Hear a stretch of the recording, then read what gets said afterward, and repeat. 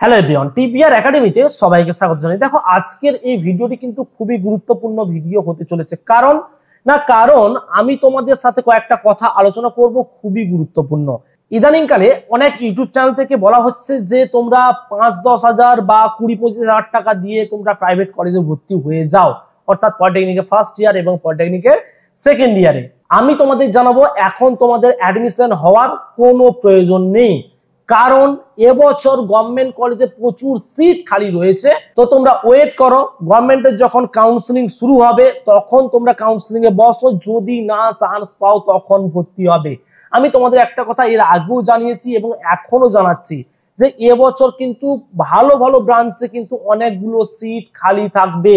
আমরা প্রত্যেক বছর দেখছি যে আমাদের ফার্স্ট এবং সেকেন্ড এবং থার্ড এই যে তিনটে কাউন্সিলিং এর রেজাল্ট পাবলিশ হয়, ওই তিনটে কাউন্সিলিং এর রেজাল্ট পাবলিশ হয়ে যাবার পরেও কিন্তু অনেক সিট খালি থেকে যায়। তার জন্য কিন্তু তোমাদের স্পেশাল কাউন্সিলিং হয়। তো ওই কাউন্সিলিংও কিন্তু অনেক স্টুডেন্ট চান্স পায় এবং এবছর আমরা দেখতে পাচ্ছি যে এই যে জেক্সপো এবং ভোগলেট এই দুটো এক্সাম না হওয়ার পেছনে কিন্তু ওই তোমাদের স্টুডেন্ট, কারণ স্টুডেন্ট এই লাইন থেকে ওরা অন্য লাইনে চলে যাচ্ছে এবং বেশি ফর্ম ফিল আপ করছে না বলেই জেক্সপো এবং ভোগলেট এই দুটো এক্সাম কিন্তু তোমাদের হচ্ছে না মাধ্যমিকের নাম্বারের উপরে। এবং যারা ভোগলেট তারা ভোকেশনাল বা 2 বছরের আইটিআই বা যাদের সায়েন্স আছে এইচএসএ তাদের থেকে কিন্তু ভোগলেট ফর্মটা ফিল আপ করানো হচ্ছে।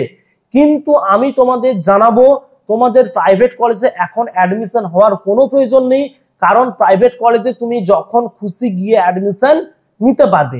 গভর্নমেন্ট কলেজে কিন্তু তোমাকে চান্স পেতে গেলে কিন্তু তোমাকে কাউন্সিলিং পর্যন্ত ওয়েট করতে হবে। তুমি যদি ঠিকঠাক করে যদি কাউন্সিলিং করতে পারো, অর্থাৎ কলেজগুলো যদি তুমি ঠিকঠাক করে সাজাতে পারো এবং তুমি তোমার যে ব্রাঞ্চ নিয়ে পড়তে চাইছো ওই ব্রাঞ্চগুলোকে যদি তুমি ঠিকঠাক করে সাজাতে পারো, তাহলে কিন্তু তোমার 100% তুমিও গভর্নমেন্ট কলেজে চান্স পাবে। আমি তোমাদের জানিয়ে দিয়েছি এর আগেও, তোমরা যদি না কাউন্সিলিং করতে পারবে বা তোমরা যদি না ঠিকঠাক করে কাউন্সিলিং না করতে পারো বা তুমি হয়তো ভয় করছো যেহেতু তোমাদের এগুলো ফার্স্ট টাইম, বা সাইবার ক্যাফে থেকে অনেকে করায়, সাইবার ক্যাফে থেকে দেওয়া কলেজ তাদের কিন্তু এতটা এক্সপিরিয়েন্স থাকে না কিভাবে কলেজ সাজাতে হয়, কিভাবে কলেজ সাজালে ফার্স্ট বা সেকেন্ড কাউন্সিলিং এ কিন্তু তোমরা গভর্নমেন্ট কলেজে চান্স পাবে। এই যে টিপস গুলো, এই টিপস গুলো কিন্তু অনেকেই জানে না।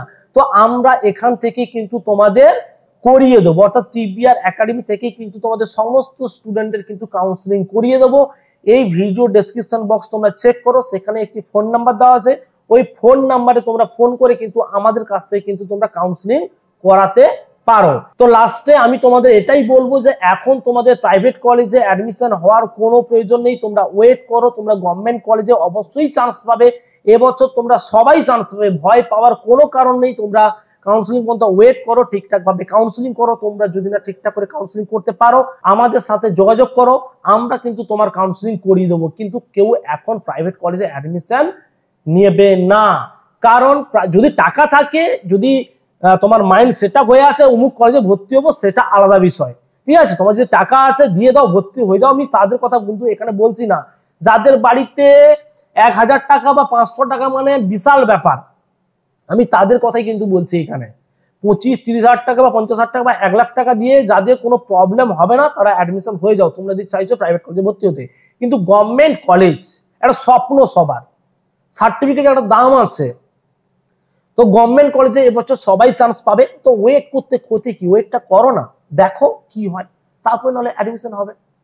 তো বি কেয়ারফুল, সবাই কিন্তু বি কেয়ারফুল থাকবে এবং কাউন্সিলিং পর্যন্ত ওয়েট করো এবং ভালোভাবে কাউন্সিলিং করো, দেখবে তোমরা কিন্তু সবাই গভর্নমেন্ট কলেজে চান্স পাবে। তো আজ এই পর্যন্তই, দেখা হবে পরে অন্য কোনো ভিডিওতে।